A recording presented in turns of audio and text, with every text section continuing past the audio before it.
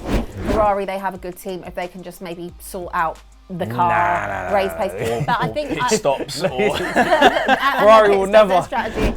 Have a problem? Can we make this interesting? Please, because I'm so bored. I'm just saying I've got a brake problem. But I blame Mercedes for not capitalising on Max's brake problem that weekend. Definitely. More so than Max actually going ahead. Because they should have. Yeah, they really should have won that.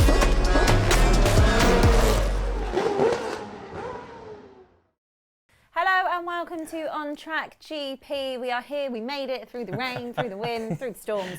We made it, and it is Sao Paulo weekend. We are in Interlagos, Brazil. Joining me is Jamie and Matisse. Good morning. Morning. Good morning. Just about. Yeah, but you cut it fine. Yeah, cut it fine. It's almost afternoon. It is literally almost afternoon. I feel like I left the house today at 9:15, and we're starting at 11:30. Proper Dora the Explorer journey today. Absolutely mad. We have got the Brazilian Grand Prix this weekend. Jose Carlos Pace, also known as Interlagos, is the full name of the Autodromo. Hosted the Brazilian Grand Prix from 1972 to 1977 and 1979 to 1980. And then we had a big old gap. 1990 to 2019. Then it was renamed to the Sao Paulo. Some of my darkest days when they went to another track on the grid. There are 15 turns on this track. I love this track. Yeah. It's a good old track. Lap record is 1:10, which was set by Valtteri Bottas in 2018. Will we see Max break that this weekend? He shouldn't he? That straight car. is just Red Bull. Yeah. It's The Arbin, I mean, the only thing that plays against it is they have stopped development on this car for about a month now. So that's the only thing that sort of plays against it. But he should break the record. Yeah, I feel bad for Valtteri. The back straight is just ridiculous. Yes. You could overtake and then go back and fall behind and then overtake again if you wanted to. That's how much time you got. But them stopping the developments, I mean, it doesn't mean anything. They're still the fastest. They're still the quickest. I wonder why they've stopped the development. Because they're going to be so ahead of the game when it comes. I mean, I'm not even being a Red Bull fanboy here. That car will be so far ahead next year. Yeah, it's just going to be ridiculous. Do we really think that? Because are we assuming that no one is going to be able to come close? Maybe McLaren if they continue to make progress. Mercedes have been looking quick in the last couple of weeks, but Red Bull have definitely got a margin on them. And I think, funnily enough, it's a game of, if we get too far ahead, FIA might do something about it. They might actually change look at us. regulations and they start looking at the car a bit too closely. So probably should slow it down a bit. It is a prime example of stability breeds performance, and we've had the same rules for 2-3 seasons now, and we're starting to see that Red Bull, McLaren, and Mercedes are starting to bed into that. And Red Bull just happened to be at the very precipice. So I genuinely think it will be Max and another again next season. But in answer to your first question, yes, he's going to break Bottas's record this weekend. Let's talk about Red Bull a little bit more. Christian Horner revealed Max Verstappen was 5 gin and tonics into his Saturday night celebrations after securing his 3rd title at the Qatar sprint race, and still claimed he won the Grand Prix the following day. So it just goes to show, doesn't it? He was asleep after about lap 20, wasn't he? He doesn't need to be sober for those races, to be fair. Once he's out in the open, he's got the whole track to himself. I think he may have had a little bit of a worried moment at turn 1 for maybe like marginally, like Checo's lost his mind. And I think it sums it up when Lewis at the end of the race goes, "Oh, I did that." In Qatar. And that for me was the only time when Max has probably gone, this is a bit dangerous. A wobble. And then he maintained 2 to 6 seconds for the rest of the race. So. Yeah. So good, so good. Sergio Perez had a terrible weekend. Keeping Checo in check. He did say that Mexico was the saddest race of his career after his first corner crash. He wants to move on this weekend. I think we all would like to move on from Checo crashing and just not being up to par. Helmut Marko actually came in his defence. He said that I think after his previous comments, he has to back everything he says now. Lewis kind of said that, you need to calm it down a little bit. You're a bit too harsh. It's a little bit much. But he did say that he was unlucky and he did really well to be starting 5th. Already to be fighting for the lead in that corner. It's not unlucky. You're 3 abreast and you have got the entire of the outside of that turn to take. So tight. There is no need to turn in on Charles at all. There is no point in trying to gun it. You're in a rocket ship that has proved it is the best car by 2-3 seconds. Yeah. Like definitely. Leave it on the outside, go into the corner 3rd, and then deal with the race. Yeah. He capitulated and he's saying that rush of blood to the head, and I had to improve and impress on my home Grand Prix. No, you didn't. You needed to finish your Grand Prix. Be on the podium. Yeah. Yes. Which is not something that we can guarantee from you anymore. And who's to say that he wouldn't have? Maybe he would never have caught Max. No, but he could have finished P2. No, could have finished P2. He would have battled with Lewis. Yeah. For the rest of that race, and that would have been really good to watch. Yeah. That would have been more reminiscent of the Checo from 2 seasons ago, which is a big thing for me because I keep coming back to it. The reason Max was in that position to win his first title is because Checo was there as a rear guard and doing that vanguard action. Yeah. Max doesn't need that now, but doesn't mean that it shouldn't be there. Yeah, it doesn't mean that you can just completely, blow I the think whole it definitely race. needs to be there. I mean, we literally spoken about this week in, week out, but looking ahead for next season, I do genuinely think that McLaren will strengthen even more. They've looked amazing. Had they have had a good start, I think they possibly would have been P2 in the constructors this season. So I think that you have to look at, they've got a great team there with Lando and Piastri. You look at Mercedes. George, okay, maybe hasn't been at it the last couple of races, but the upgrades they've made to the car has made that car a lot more competitive.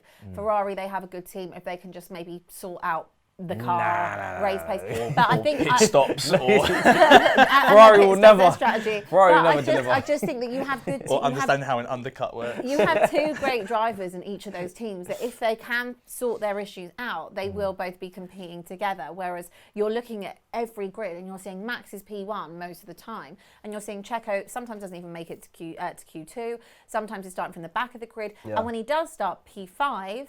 Like he did this weekend, completely capitulates at the first corner. So he needs to. I've been saying this for the next 3 races. He has to have completely perfect races. I think if he wants to keep that seat, he has to finish regardless. I mean, points finish, and he should be looking at Podium. 2, if not 3 podiums. Yeah, he should be in the podiums. Yeah. So the fact that we're even having to lower it down to just finish the race is quite embarrassing, to be honest. And at first, it was just qualify for Q2. I mean, it hasn't helped that he now has 2, maybe 3 drivers that are looking at his seat, and that's always going to build pressure. That is certainly for a paid seat is a problem.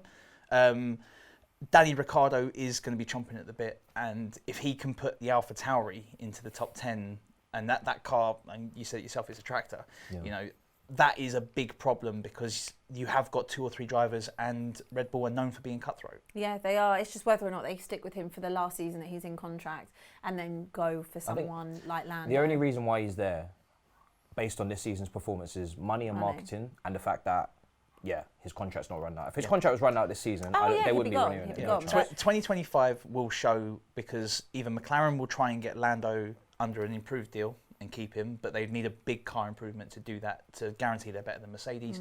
If not, it'll be a straight swap with Lando moving into Red Bull. Yeah, definitely. Which would be beautiful. It would be so... I would love to see that. What, Lando and Max together? Lando last race was driver of the day by far. Definitely. His overtaking, if you want to put on a show and say, listen, come and get me, this is exactly what you do. That was a masterclass in overtaking as well. Yeah. And in corners where you shouldn't do it as well. And he was showing that, one, he can keep the space. He knows how to capitalise on the slipstream in the best possible way. I'm like I say, I've been an advocate for reverse DRS for a long time. I think you should have DRS to catch someone up. You shouldn't have DRS to overtake. Okay. So for Lando to just constantly be doing that is fantastic. Yeah. Oh, I absolutely love him. I mean, for me, that's my dream partnership: Lando and Not Nicholas the TV and Blanche Stroll. Weirdly not. No, I don't know how they'd fare next to Max, but I think Lando would definitely give Max a little bit of a run for his money. So I'm here for it. Let's move on to Mercedes. Chief Technical Officer Mike Elliott has announced he will be departing the team after 11 years at Brackley. He did swap roles with James Allison earlier this year after Mercedes struggled with their zero side pod concept. Do you think that's going to make a difference, him moving on and moving out of Mercedes? It's sad.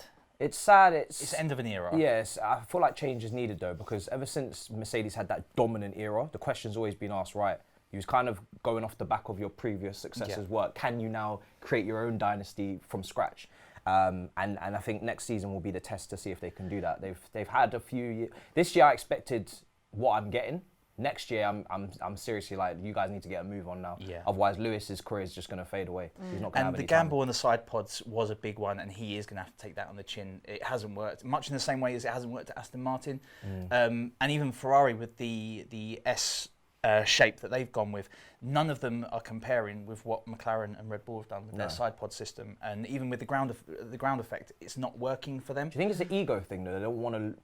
Yeah, they've invested a lot into something that doesn't work, so they have to. Persist with it. They don't want to copy Red Bull. I felt very much like that's what Mercedes were persisting with at the start of the season, that they just did not want to give up the design that they made. Yeah. They don't want to be like, yeah, Red Bull have the right concept, we now need to strip back and copy them. But if you want to have a winning car, you have to look at the best example on the grid. Yeah, I think, especially when we look at the differences with side pod, ground effect and the monocoque, is that Red Bull haven't even changed the middle of their car yet.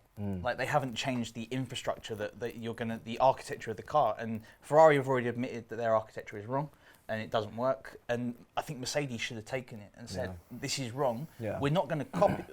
The Mercedes car isn't designed to do what the Red Bull car does, but they should have gone, we're wrong here. Yeah. This doesn't work. Hold your hands up and move on. Yeah, rather than trying to build on more issues. Yeah. Agreed. George Russell, he didn't have a great weekend either last week, and he revealed that the cause of his poor race in Mexico was actually because of overheating brakes. Is that a little cop-out or... There were 19 other drivers that didn't. I mean, if we look at the week before, right, wherever we were, Texas, Max had a brake problem from pretty early on and still managed to get that car. I kind of feel with Max like he's just going, can we have a problem? Can we make this interesting? Please? Because I'm so bored. I'm just saying I've got a brake problem. I blame Mercedes for not capitalising on Max's brake problem that weekend. Definitely. More so than Max actually going Because they should have. They should have, they really should have won that race. Because that would have meant that he would have to have gone on the defensive and actually driven a defensive race instead of just marshalling the pace. But it just goes to show how much Mercedes have fallen off, that their mindset is not ready to even win a race at this point. Even when the opportunity arises, they're not ready to capitalise because they're not thinking in a way where they can. I mean, to be fair, Lewis did run him close in the end. Yeah. But I think that, it was a little bit too late. They just didn't capitalise early enough. A recurring story. Yeah. Lewis is extracting more from that strategy than what they're given. Because I think George is probably what they are deservingly getting, to be honest, with what they've been doing recently with their strategies. But yes, it's a cop-out because regardless of the waiting in the pit lane, poor strategy and tyre type, that's not going to be the factor when none of the other drivers complain about their brakes. And the thing is, it's not the sort of circuit that should be that demanding in that sense. Unless you're in a 3-car battle, your brakes shouldn't be overheating anyway. Yeah, true, very true. McLaren, Lando noted he feels more self-awareness is needed from other drivers after having to avoid 2 extremely big crashes on the restart after that red flag, causing him to lose 2 positions. I think we all mentioned how brilliant of a drive he did to come from. He was on the pit lane, wasn't he? At one point, was he on the pit lane? Bad quality. That was it. Bad qualifying, and towards the back of the grid. But he just had the most unbelievable race, and I think he's really kind of staking his claim that he's still the #1 driver over Piastri at McLaren. And I'm glad because Piastri he was pushing him. Yeah. Piastri pushed him. This is what you want in a partnership, isn't it? Yeah, no, it's a solid partnership. Whether it will last for much longer, I really think good partnership. The awareness situation is coming from the fact that we've got some younger drivers and also we've got some old veterans that are a little more hard-headed. Perfect example, Charles and Sergio. Sergio's got something to prove. Charles just needs to take the corner. So Charles is doing his job right. You've got a hot-headed driver. He was sandwiched, really, wasn't he? Who can only do that. Yeah. But then if you look at Yuki, if you look at Logan, I don't know why I'm using their first names. If you look at Tsunoda and Sargent, they do not have that spatial awareness. They do not. And I was watching the replay of Kimi Räikkönen versus Michael Schumacher for this Grand Prix, and the quality of the driving when the spatial awareness, and it was a Lotus versus an older Mercedes, and yet the quality of the driving was incredible. And I think Lando's right. The spatial awareness isn't there at the moment, and checking your mirrors and even just literally looking to one side. Do you think that's a lack of will-to-will racing? Yes. They've kind of lost that. Yeah. Hugely. And again, that goes back to DRS. You just don't see it really that often. Don't have it anymore. A couple of races this season, we've seen some great midfield battles, but it's not a weekly occurrence. We've had this over-reliance on DRS, which I ever since the KERS system, to be perfectly honest, it's taken something away from Formula One. The KERS and DRS mean that you're relying on pressing a button. It's Mario Kart. What it should be is you have to use the slipstream, you have to get around, and then you do have to take it into the corner. But is there the argument they've done that for safety reasons? we didn't have huge issues pre that in terms of wheel-to-wheel driving. You want the drivers.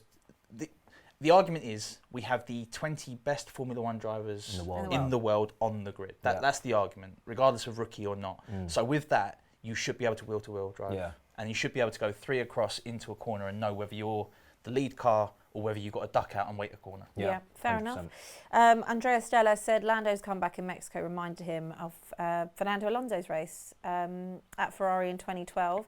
Spanish driver started 11th and went on to win his home race in Valencia. So that's a nice compliment there. Yeah, I like that. Yeah. It's nice for people to be nice every now and again. It is, definitely. It's necessary. Not so nice was Ferrari. Obviously, they started P1, P2 on the grid. Fred Vasseur criticised his drivers for how they started in Mexico, noting that they gave the slipstream to everybody on the long run down to turn 1, causing them to lose control of the race. Not just that, they gave the middle ground as well. Yeah, they were like, they just spread. Here we go. Let's go through the middle. As soon as I saw that it was them on the front line, I like Ferrari. I just knew. Max sitting there next to I just thought, this is going to last all of 10 seconds because there's no way they're going to be able to defend Max. Ferrari is an example of strategy overhaul is required, and they just got a new team principal though. That's the thing. I actually think their strategy has been better than it was last year. It's not bottom down performance. They have 2 very good drivers. It's top down. So strategy, even down to tyre selection, they did not keep their tyres warm at all. And both the Red Bulls proved minuscule things like tyre prep and launch is going to dictate the race. Yeah. And both Ferraris on the same strategy, not able to pit stops this season have still not been good enough as well. Yeah, I agree. At least half a second off. Yeah. Yep, totally agree. Charles was spared the FIA in a post-investigation whether his car had been unsafe to drive with the damaged front wing after that Turn 1 crash with Sergio Perez. They said it wasn't unsafe after the hanging end plate came loose and detached itself from the car in lap 3. I feel like maybe that is a little bit unsafe. No. If your wing is damaged, yeah, but the end plates are more an aerodynamic feature than they are like a structural part. So if anything, it's going to damage just your driving. If anything, it will damage someone when it comes off. Then, but then is that the point? Should they have allowed him to still drive around with that in case it could have come off? I think the argument has to be, is it a big enough piece of your car that it's going to cause damage like a Felipe Massa incident, or is it going to be a case of it will come off and it's a bit of carbon fibre on the track? And for me, the FIA are making a mountain out of a molehill there. Front wings get damaged every single race. And if anything, him carrying on was detrimental to his race with a damaged front wing than it would have been for him to pull in and take the pit stop. Fair point. Aston Martin, Fernando Alonso was a major talking point in Mexico. Pundits were speculating that he could actually, sorry, I'm just reading this for the first time. He could actually replace Sergio Perez at Red Bull in 2024 or retire. Him and Max? It can't happen. Can't see that that's juicy personally. though, isn't it? I've always, we've seen what Alonso's capable of in a car that's competitive. At the start of the season, this guy was landing podium after podium after podium after podium. And I would like to see an Alonso, Hamilton, Max, that's a legendary front line in terms of, competitive. We're talking about wheel-to-wheel racing. Yeah. Get some serious races out of that. But I think from Christian Horner's standpoint, I just can't see him going with that type of character to go alongside Max. I think the thing is with Lando is he's a very calming... And also they've got their friendship as well. Yeah, exactly. And I think Lando is he's still a team player. Alonso's not really like that. So Alonso's also that dynamic. He's not a money driver. He's a prestige driver. Yeah. As much as he'll bring sponsorship in, he's not paying for seats anymore. So whereas Checo brings in a lot of money to Red Bull, regardless of the 15 million that he takes just for the seat, he's also bringing in sponsorship and support deals as well. If you're going to replace Sergio, you've got to replace him with a like for like. Yeah. And that has to be another money driver. Yeah. And if it's not Gasly, if it's not Albon, then you can't put Fernando in there because it's a financial hole in the team that they can't have. Yeah, absolutely. I think he'll probably still potentially be at Aston. He's confirmed he's not going to retire. So he probably will end up being with Aston for another year. They've got some serious things to do because we were literally loving them at the start of this season and the drop-off has been absolutely mad. What is the realistic expectation then for Aston? Are we still looking at them just mid-table? I think P5's where they'll be. I don't think that there's going to be too much of a shift. They have dropped like a stone. I think the biggest issue they've got is their so-called upgrades have been downgrade after downgrade. Everything that they've done to match or mimic or copy has done the exact opposite, and they've made it slower race after race.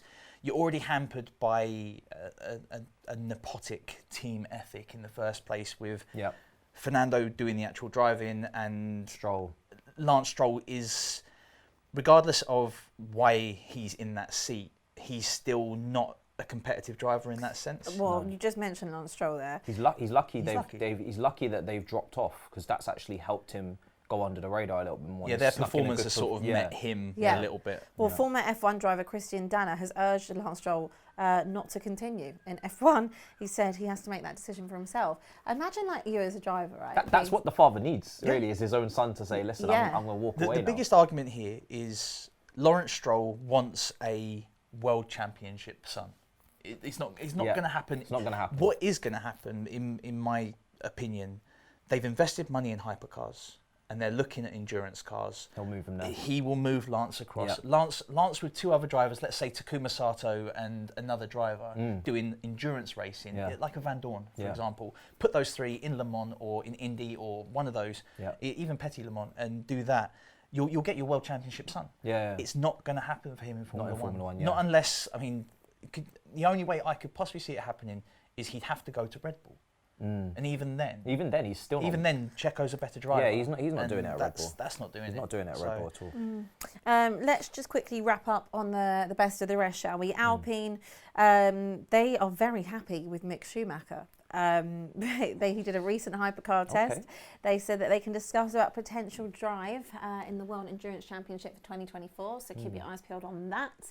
Alfa Romeo, Valtteri Bottas was hit with a post-race 5-second penalty, 2 penalty points on his licence as well after a collision with Lance Stroll in the closing stages of Mexico. That was being petty at that point. Petty. Like, he had Lance Stroll all over his back tyres and he went, nah. He just held that line. It's a fair penalty there, I think. AlphaTauri, obviously we said, Danny Ricciardo had an exceptional weekend, qualifying Q4 as well in that, and finishing 7th in that tractor is just absolutely mad. So I think all of our eyes are going to be firmly on him to see what he can deliver in Brazil, and if he does deliver, then that is a very big talking point again for next week. Haas, Kevin Magnussen, he revealed that the cause of his big crash was a failure of the rear left suspension, which we kind of knew. He has hurt his hand in the incident, but he said he is absolutely fine. Not a good weekend for Haas. It's been interesting the amount of hand injuries we've had this year. At the start, wrist injury for Stroll. Hand, wrist, Like it seems like they're going to have to address something about that, because it seems to be with the new impact system that they've got, that it's doing something in terms of how much they move inside the cockpit. I mean, that's like I say, 3 hand injuries. We've had a lot of issues this season. There has been a lot with of the injuries, heat as well. In was it Qatar? Qatar, yeah. Well, every single car this weekend has to have a new cooling system. Okay, and I think the FIA have said there's no penalties and there's no. It's just for health and safety, isn't it? So the engines have to be cooled, and there's going to be some sort of fan system for the cockpit as well. I'm surprised they didn't have that before. Yeah, it's a bit weird that they didn't have that. They had to wait for the drivers to boil first. Now you've started passing out on the cusp of, we're going to when the rookie driver has to retire because he's going to pass out. Penalty free as well. And finally, Williams, Alex Albon had another great weekend. He's had a great season, picked up more points, finished P9. Logan Sargent did not manage to see the final flag though. Fuel pump issue, which he had nursed throughout the whole race, which kind of came to a head right at the end. Thank you very much, Jamie. Thank you very much, Matisse. Pleasure. Quick word on your predictions. Also, it's a sprint weekend, last sprint race of the calendar. I hate sprints. I love them. In all honesty, I think we should have every other should be a sprint. No. I think it's great. Max to win. I say Lewis because he loves it in Brazil in second, and Lando in third. I only found out this morning he's a Brazilian citizen. Yeah. Awesome. No, he loves Brazil. He absolutely loves it. Every time it's always Silverstone, and then this track he always has the most praise for their support. Brilliant. Yeah, and it's a wonderful track. I do love it. I'm going to go Max, Checo, Lando. Checo to step up, big. He has to. He does have to. He does. He kind of has to. We say this every week, though. I had him in the podium positions last week, and look what he did. If Sergio's, then Max, Lando, Lewis. Yeah. I'm going to go And then same. on the sprint, I'd like another McLaren win. I think it'd be nice. Yeah, I like Lando to get a Lando, win. yeah. I think he deserves. Yeah, for me, Max, Lando, Lewis, or whichever way round with Lewis and Lando, but obviously Max P1. It would be nice if Max is challenged. That By would be- Lando. Yeah. I want to see it by Lando though. Thank you very much for joining us this week. Obviously, tune in with us throughout the whole weekend. We've got the sprint covered, we've got the race covered, and of course, we've got Monday's podcast as well. So keep it here on Track GP.